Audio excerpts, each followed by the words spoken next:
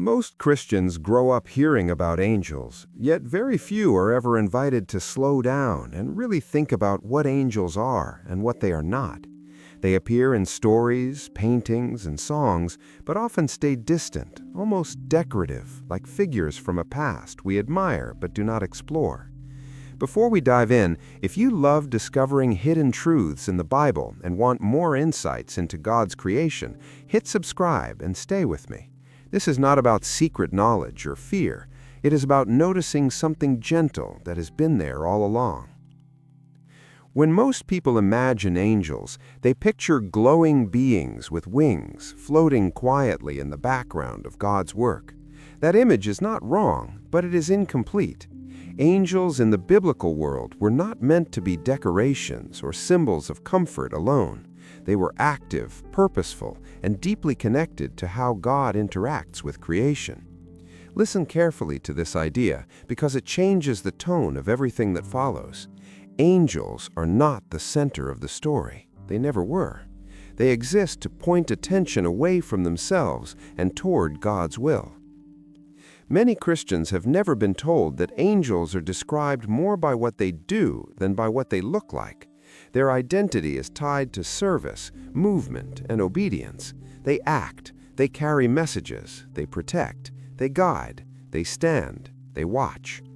This matters because it shows that angels are not meant to impress us. They are meant to remind us that God's work is active even when unseen. Listen, this is where the misunderstanding often begins. When angels become objects of fascination, their real purpose fades into the background. There is also the idea that angels exist in different roles and levels, not as a competition or ranking of power, but as a kind of order. Think of it like a well-run household or a peaceful city. Different people have different responsibilities, but all serve the same purpose. Some angels are closely connected to worship and awareness of God's presence. Others are more connected to protection or guidance. This is not meant to create mystery for mystery's sake. It simply reflects that God's creation has structure, even in the spiritual world. One thing many Christians are never told is that angels in the Bible often appear ordinary at first. They speak, they walk, they ask questions. People sometimes do not realize they are angels right away. This tells us something important. God often works through what feels normal before revealing what is holy. Listen to how comforting that can be. It suggests that God's help does not always arrive with light and sound.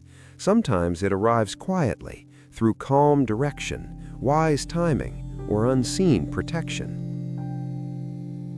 Angels are also not described as constantly intervening in every detail of human life.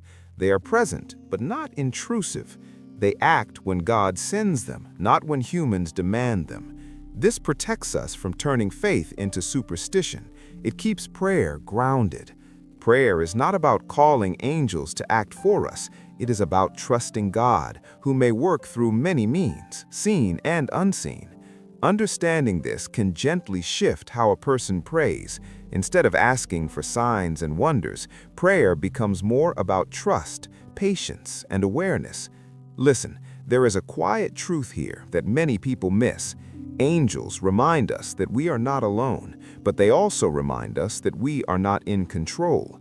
That balance is important. It brings comfort without feeding ego. It brings hope without encouraging fear or obsession. When angels appear in biblical stories, they often say something simple like, "Do not be afraid," or "Pay attention," or "Go forward." Their presence calms more than it excites. There is also a human side to all of this. Across history, almost every culture has believed in spiritual beings that exist between heaven and earth. Psychologists often say this comes from a deep human need to feel guided and protected in an uncertain world. Life is fragile, decisions are heavy. The idea that God uses messengers speaks to our longing for care without control. We want help, but we also want freedom. Angels represent that balance in a way that resonates deeply with the human mind. Understanding angels in this calmer, simpler way can change daily faith in subtle ways.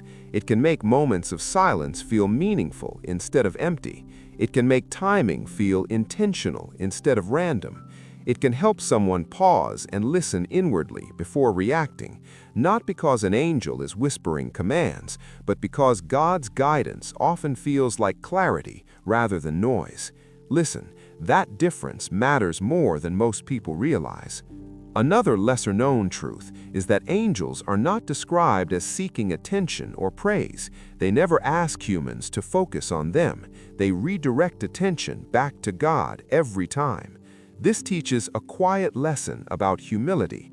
In a world that rewards visibility and recognition, angels model a different kind of greatness: service without spotlight, purpose without ego.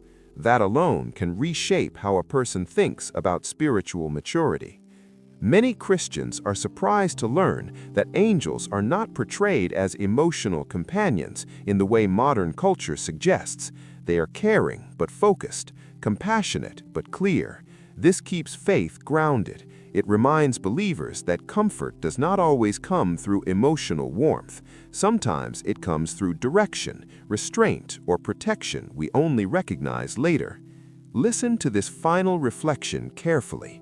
When angels are understood as part of God's order rather than magical beings, faith becomes steadier, prayer becomes quieter but deeper.